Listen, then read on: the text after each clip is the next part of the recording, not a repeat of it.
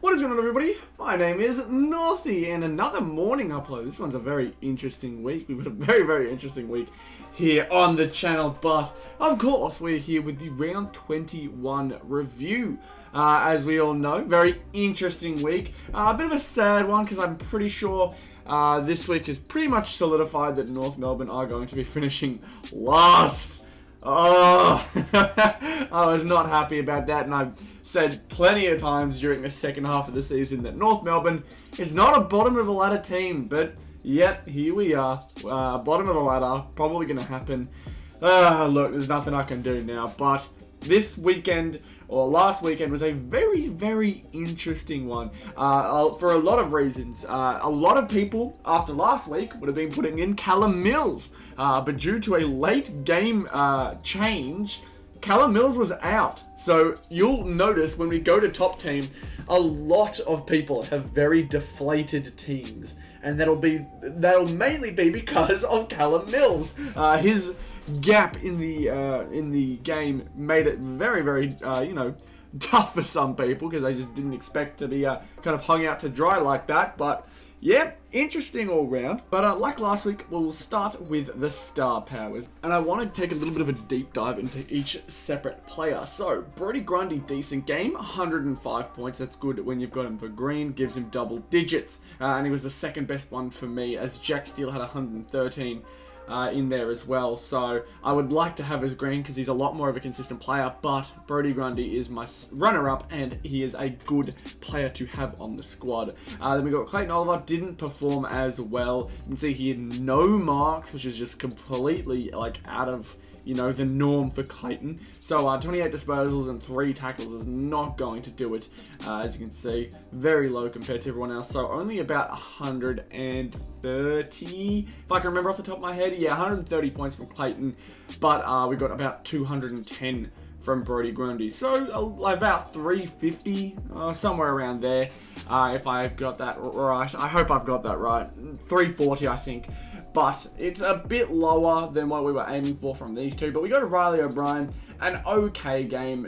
There wasn't anyone who had too much of a crazy game in the the future side of things. Obviously, Hugh McCluggage was the best one, 85 points. He hasn't done that in quite a while, so seeing that's good on him. But yeah, I've been sticking with Riley O'Brien because he gets those hit outs. He's always a pretty safe one, and especially those games where he can intercept mark, it's very helpful. Taron Thomas, I was very sketchy about him. I was thinking about putting in Caleb Sarong, which may have been a better option, but Taron Thomas did his thing. 8 marks, 22 disposals, a lot of good stuff from him, being impactful even after the concussion protocol that he came back from. So very interesting, very surprising, but he had a decent game. Then we go to Josh Kennedy. I don't know why he's decided to fall off this hard, like, as soon as I picked him up, but David Mundy again performed better than him. I'm sticking with Josh Kennedy because David Mundy performed 2 really poor games with me when I had him in, and I know he'll do it again the minute I bring him back into the squad. So I'm sticking with my guns, but this is good to see Sean Burgoyne doing his thing, getting some good stats here. He's kicked a goal, 10 marks, 18 disposals. Huge game from him. Beautiful stuff. We love to see Sean Burgoyne having big games. But this lineup altogether got us place 89. Not as good as last time, but 557, a top 100 spot. That's good for us. We're now ranked 69. We are in between right here. If we can get in the top 50 somehow, I'll be happy, but considering this is the top half, I do not see it happening, but I'm pretty sure I can say that we have got this pretty safely wrapped up. We're going to do all right for the rest of the season. I would like to get a prize card by the end of it, but if we can't, I will just have to go and get Ben Cunnington from someone, because I would really like to have him. So we'll go to our top teams now. And this was a very interesting one, because my big risk pick of switching out Bontempelli for De Goey cost me 6 points. So it wasn't that bad. Bontempelli had to kick a goal. I think he had to kick a goal and get a bit more involved than he usually had to because they were losing to Essendon, and he only beat De Goey by 6. So I think I'm going to stick with De Goey. However, I do realise that if I want to get a prize card from top 4, I'm going to need to make a bigger change. As you can see, he still had a great week. Again, 113 game points, 6 marks, 7 tackles, 34 disposals. If he got more tackles like he has been all season, then I may have gotten up there with Tom Mitchell, but 44 disposals, 10 marks, 3 tackles, and a goal. Oh my God, that is a game. That is a big game. I legitimately thought he was going to get 50 again. He's got it in the past, and I thought he was going to do it again. And then Rory led again, another big game from him, but not as involved as these guys. Nick Vlaston, don't think many people expected him to have the game he did, but 14 marks, it's going to do it for you. It's big stuff. So Rory led only the 3, not sure how many tackles he laid, but he got the 31 disposals. So very, very interesting one against Port Adelaide. Yeah, there has to be a big change here if we want to make it to the top 10, because you cannot stick with the numbers for top 4. You got to wait to see who's going to be the big performer. And yeah, Brodie Grundy, I think it was like, yeah, he was 1 point off, so it's not too much of a worry. But Rowan Marshall, he's been a little sleeper as of late. He's been pretty decent. A lot of people have been thinking Sean Darcy. Max Gawn has also been one that people use a lot this season, but he only had 71 points. Yeah, Brodie Grundy was definitely the better pick. It's just very interesting. Very, very interesting for sure.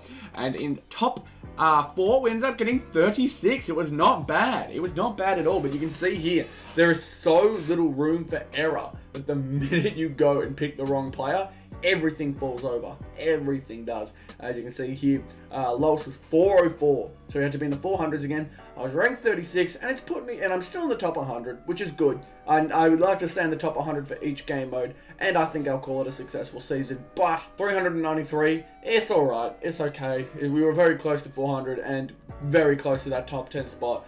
But unfortunately, it wasn't there. Top 18 this week for top 18 was so crazy. So, Paddy Dangerfield was out early in the game, got himself injured. That's going to kill a lot of people's teams. Kind of did for mine. It was alright. Isaac Heaney, I quickly switched in for Langford because I realised Langford wasn't playing. So he ended up going out. Midfield, for the most part, was good. You can see here we had Mitchell in there, Steele, Took, Jack McRae was in there. He got us some points. It was Sam Walsh, and I think, was anyone else?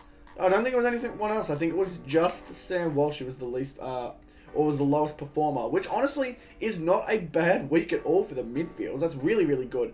And then, of course, Brodie Grundy being the second best ruckman. Midfield was awesome. Midfield was really, really good for us.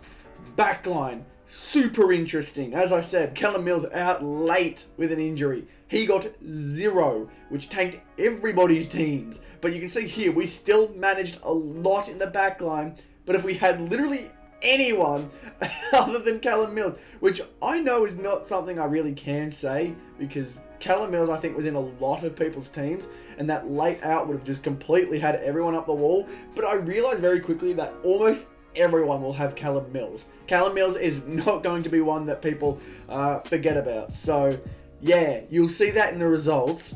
But we go into the forward line. Bontempelli, decent game. He was the best performer. DeGoey, of course, in there as well. And Zeeble, who had a really, really good game off the back line for North Melbourne, doing big things for us. Stevenson was a little bit, he was alright. I mean, he had 50 points. We'll take any kind of effort there. But you can see here, we go down. Heaney, almost completely ineffective after some huge games. Only the 39 points. Then we go over to Dangerfield. That was not his fault at all, but out early due to injury. Just half stuff in the forward line had us absolutely quaking. 25, 15 spots away. Oh man, so tough. We almost got another one. I realized very quickly that a lot of people are going to be missing Callum Mills. And you can see right here, the highest score was 1522. So you can imagine everyone who's pretty decent at this mode and knows what they're doing are going to be picking Callum Mills. So the minute they go out, they go, oh God, what have we done? And now all these players, some who, like, Hard Yards. I think I've heard of Hard Yards before. I think I remember him being in Scorecard Collectibles stream. I think I remember him. So if that's the person I'm thinking of, he made it in. Good stuff. As a rank 4,000, that's huge for him. That's great stuff. You can see here, my score was 14,023. It hit me just hard enough to the point where, unfortunately, it was not a good change. But players we may have picked, Taron Thomas, he would have put us over the line. You can see he would have put us 1 point over the line. But other players that we may pick regularly, Toby Green, he would have given us some help. Shea Bolton may have given us some help. just some really interesting picks. And then Jaden Stevenson, of course, isn't a usual one with the 50 points from him. I don't know what I'm going to change here. Maybe whoever's injured. I may leave this very late. I'm just not too sure right now because it depends if Callum Mills is coming back. He may be a very late decision, which I'm hoping he isn't because I'd really like to make my mind up as to whether I want him in my team or not. But this dude is probably going to change a lot of people's results on the weekend. Either they go out with him, they just don't have him out there, or they keep him in and hope that he does play and adds that extra boost. I think he's going to be the big factor for round 22, Callum Mills. So very, very interesting stuff here. As I said before, though, midfield was awesome. Tom Mitchell putting in a huge performance for us. But top 4, there has to be a change. There has to be a big, big change. But the fun part, we go over to the tips. We got to see how we did. I don't think we did too well. We go here, 4 of 9. And you can see here some of them were, shock decisions, like Gold Coast over Carlton. I'm not sure how many people would have picked that, but I picked it, and it worked out well for me. For a lot of people, I think they said Geelong over GWS. And I remember in the preview saying that usually it depends on GWS. I always make my decisions with GWS games on how GWS are going to play. But I said this week, no, you know what? Geelong are too good to let GWS be the factors of this game. I think Geelong are going to take it, no questions asked. But no, GWS went out there and played their best football. And they went out and beat Geelong. Because of course they did.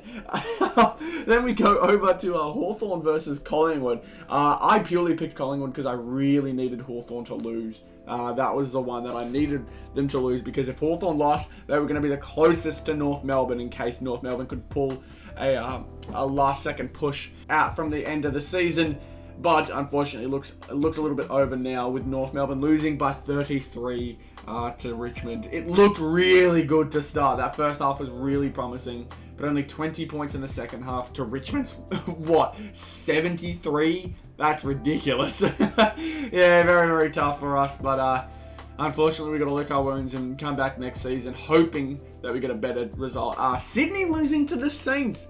Very, very interesting. Callum Mills may have been a big part of that, but from a team that's been considered a contender, I'm surprised Sydney ended up losing by almost 30. But yeah, another surprise, the Dogs losing to Essendon. Essendon making their finals push. Very, very interesting to watch this. It's always the last second you expect it. And at the moment, GWS are holding strong. But Essendon also making that push. The Saints making that push.